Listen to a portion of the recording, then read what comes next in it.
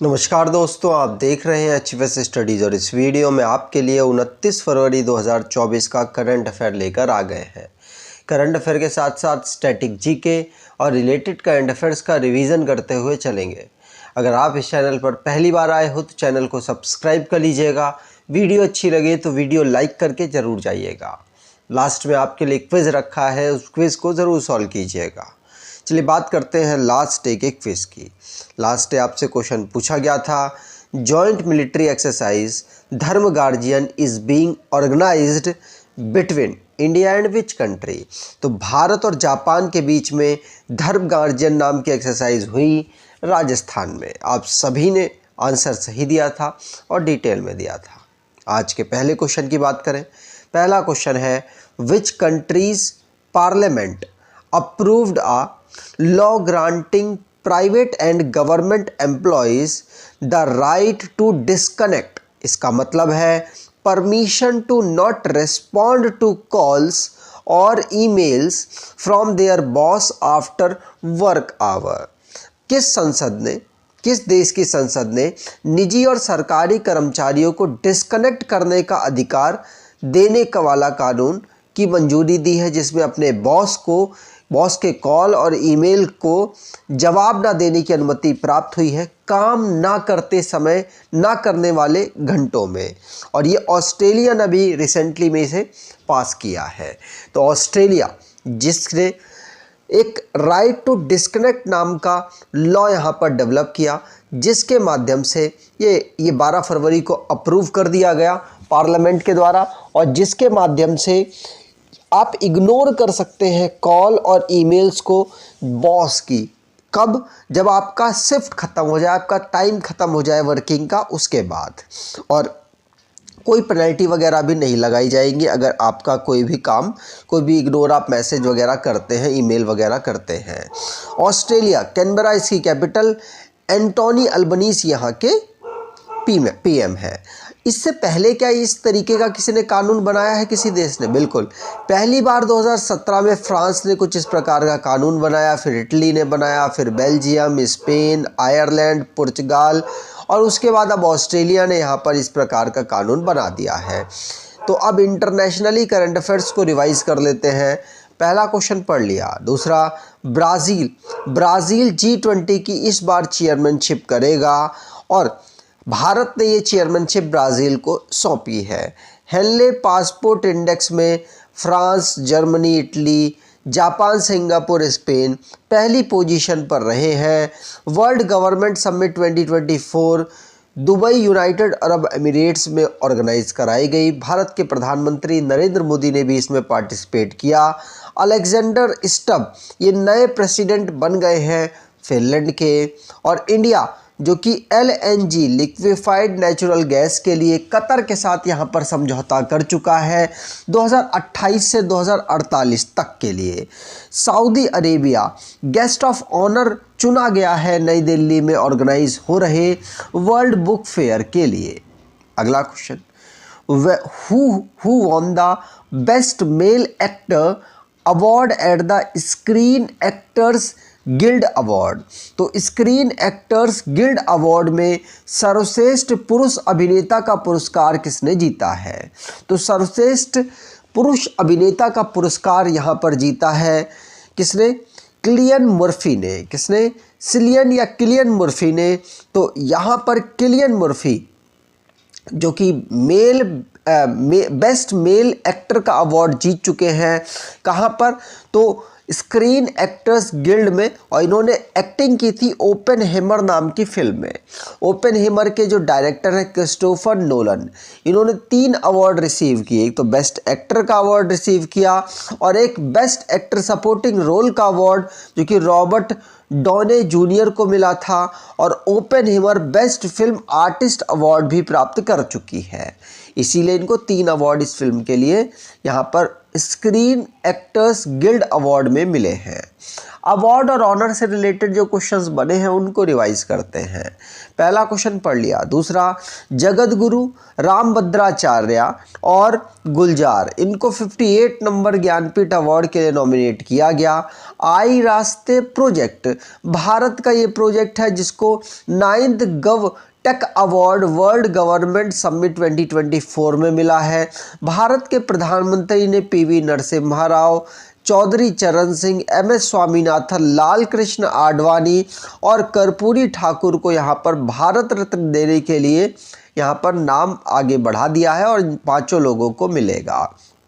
राकेश चौरसिया और जाकिर हुसैन को यहाँ पर जो ग्रैमी अवार्ड हुआ था उसमें एज वी स्पीक नाम की एल्बम के लिए इनको बेस्ट कंटेम्पररी इंस्ट्रूमेंटल अवार्ड मिला है। और शंकर महादेवन और जाकिर हुसैन को ग्रैमी अवार्ड में ही बेस्ट ग्लोबल म्यूजिक एल्बम का अवार्ड मिला इनकी एल्बम दिस मोमेंट के लिए। और 12th फेल नाम की जो फिल्म थी उसको बेस्ट फिल्म पॉपुलर कैटेगरी में और साथ साथ उसके डायरेक्टर विदु विनोद चोपड़ा को बेस्ट डायरेक्टर का अवार्ड मिला फिल्म फेयर अवार्ड में। अगला क्वेश्चन, उससे पहले अगर आप कोई ई बुक परचेज करना चाहते हैं तो डिस्क्रिप्शन बॉक्स में लिंक है, वहाँ से ई बुक परचेज कर सकते हैं। अगला question, in which country will the SAF Under 16 Women's Championship be organized? SAF Under 16 महिला चैंपियनशिप का आयोजन किस देश में किया जाएगा? आंसर होगा सैफ अंडर 16 महिला चैंपियनशिप का आयोजन नेपाल में किया जाएगा और ये पहली बार ऑर्गेनाइज हो रहा है, इसीलिए इम्पॉर्टेंट है। सैफ का मतलब साउथ एशियन फुटबॉल फेडरेशन इसकी फुल फॉर्म है। अब इससे बात करें अंडर 15, सैफ अंडर 15 2018-2019 में हुआ, भारत ने उसको जीत लिया, लेकिन पहली बार यहाँ पर सैफ अंडर 16 वुमेन चैंपियनशिप होगी जो कि नेपाल में ऑर्गेनाइज कराई जा रही होगी 1 मार्च से 10 मार्च तक। अगला question, reached which country with a 22 member Indian delegation for the public display of the sacred relics of Lord Buddha and his disciples. तो भगवान बुद्ध और उनके शिष्यों के पवित्र अवशेषों के सार्वजनिक प्रदर्शन के लिए 22 सदस्यीय भारतीय प्रतिनिधिमंडल के साथ किस देश में पहुँचे? आंसर, ये थाईलैंड में पहुँचे हैं और थाईलैंड में सार्वजनिक दिखाने के लिए उनके अवशेषों को यहाँ पर भारतीय प्रतिनिधिमंडल पहुँचे हैं थाईलैंड, बैंकॉक, थाईलैंड की कैपिटल बैंकॉक में। ठीक, इसमें अन्य देश भी यहाँ पर पार्टिसिपेट कर रहे हैं। थाईलैंड साउथ ईस्ट एशियन एक कंट्री है, बैंकॉक इसकी कैपिटल है, पियूष चान ओचा यहाँ के प्राइम मिनिस्टर, थाई बहुत यहाँ की करेंसी है। ठीक, आगे अगला question, during the joint naval exercise of India, Sri Lanka and Maldives which countries spy ship Male arrived? Bharat, Sri Lanka और मालदीव के संयुक्त नौसैनिक अभ्यास के दौरान किस देश का जासूसी जहाज माले पहुंचा? तो ये पहुंचा है चाइना का।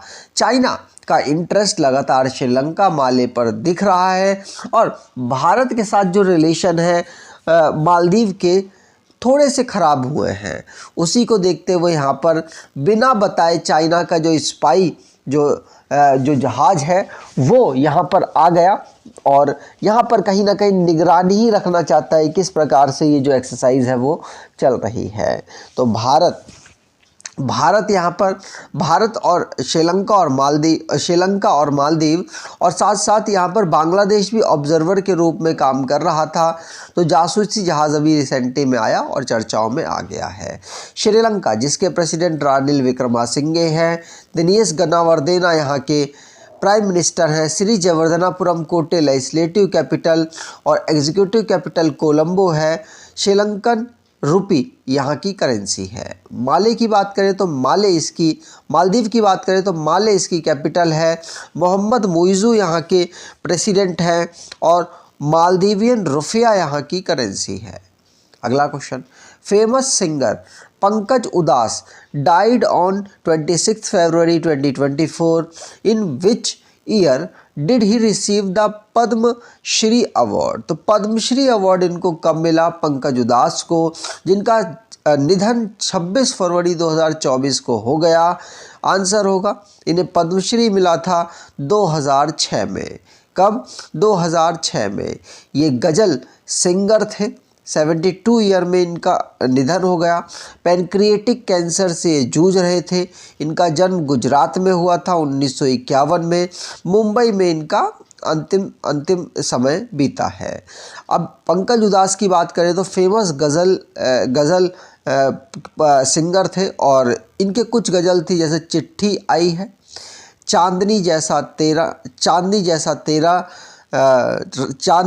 रंग है तेरा और ना कजरे की थार, एक तरफ उसका घर एक तरफ मैं खड़ा। इस प्रकार से उनकी कुछ गज़ल है फेमस। अगला question, which university of Bihar has been given category 1 status by the University Grant Commission? विश्वविद्यालय अनुदान आयोग द्वारा बिहार के किस विश्वविद्यालय को श्रेणी 1 का दर्जा दिया गया है? तो ये दिया गया है central university of south Bihar गया में जो अवेलेबल है, इसको यहाँ पर श्रेणी 1 का कैटेगरी 1 का स्टेटस यूनिवर्सिटी ग्रांट कमीशन ने दिया है। और पहली बार ऐसा हुआ है कि किसी बिहार की यूनिवर्सिटी को कैटेगरी 1 का स्टेटस मिला है। अगर सेंट्रल यूनिवर्सिटी साउथ बिहार की बात करें तो 2009 में इसे बनाया गया था और A++ की रेटिंग इसको मिल चुकी है। बिहार, जिसके chief minister Nitish Kumar, Patna capital Rajendra Vishwanath Arlekar यहाँ के गवर्नर हैं। नेपाल के साथ इसकी बाउंड्री लगती है, झारखंड के साथ, वेस्ट बंगाल के साथ, उत्तर प्रदेश के साथ इसकी बाउंड्री लगती है। अगला question, with whom has the election commission started the मेरा पहला वोट देश के लिए कैंपेन? तो चुनाव आयोग ने किसके साथ मिलकर मेरा पहला वोट देश के लिए अभियान शुरू किया? तो मिनिस्ट्री ऑफ एजुकेशन के साथ मिलकर शुरू किया, क्योंकि बहुत सारे बच्चे जो 18 साल के होते हैं उनका इलेक्शन कार्ड बनता है और उन्हीं के पहले वोट को प्रमोट करने के लिए मेरा पहला वोट देश के लिए कैंपेन हमारे इलेक्शन कमीशन ने एजुकेशन मिनिस्ट्री के साथ शुरू किया। अगला question, when and till when the annual financial literacy week being organized by RBI? तो आरबीआई द्वारा वार्षिक वित्तीय साक्षरता सप्ताह का आयोजन कब और कब तक के लिए किया जा रहा है? तो ये कब और कब तक के लिए? तो ये 26 फरवरी से लेकर 1 मार्च तक किया गया। ध्यान रखिएगा, 26 फरवरी से 1 मार्च तक आरबीआई ने यहाँ पर फाइनेंशियल लिटरेसी यूथ में प्रोवाइड करने के लिए फाइनेंशियल लिटरेसी वीक कैंपेन को ऑर्गेनाइज किया, जिसकी theme make a right start become financial smart रखी गई है। शक्तिकांत दास आरबीआई के गवर्नर हैं। When is national science day celebrated every year? तो नेशनल साइंस डे हम हर साल 28 फरवरी को ऑब्जर्व करते हैं, क्योंकि इसी दिन सीवी रमन इफ़ेक्ट की खोज हुई थी और जो कि रमन जो चंद्रशेखरन वेंकटा रमन के द्वारा यहाँ पर इसे खोजा गया था। इसीलिए हम 28 फरवरी को नेशनल साइंस डे, राष्ट्रीय विज्ञान दिवस के रूप में ऑब्जर्व करते हैं। इसकी थीम इंडिजीनियस टेक्नोलॉजी फॉर विकसित भारत रखी गई है।